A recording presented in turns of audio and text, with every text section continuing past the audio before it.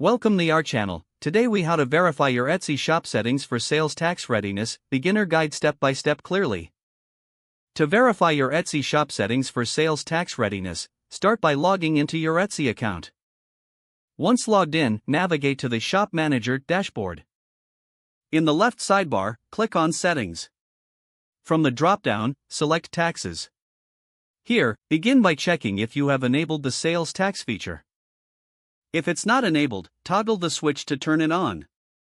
Next, review the states where you are required to collect sales tax. Etsy provides a list of states based on your shop's location and sales. Add any additional states where you have a tax obligation. Make sure to input your business's tax identification number if applicable. Scroll down to see the tax rates set by Etsy. Confirm that these rates align with local tax regulations. You may wish to consult a tax professional to ensure accuracy.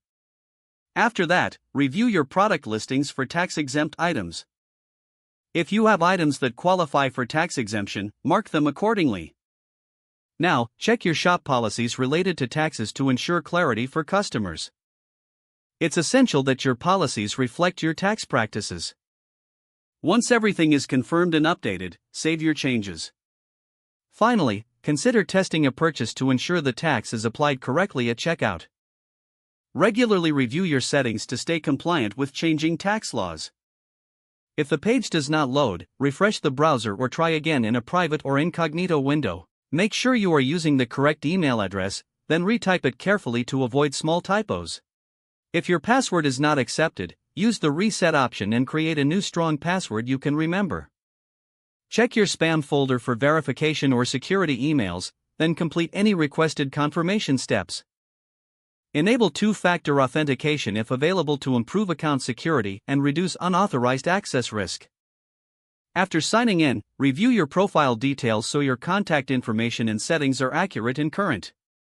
If you see an error message, note it down and try again after restarting your device and internet connection. Log out when you finish, especially on shared devices, to keep your account and payment information secure.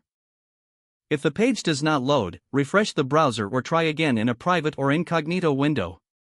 Don't forget to like this video and subscribe to our channel for more step-by-step tech guides.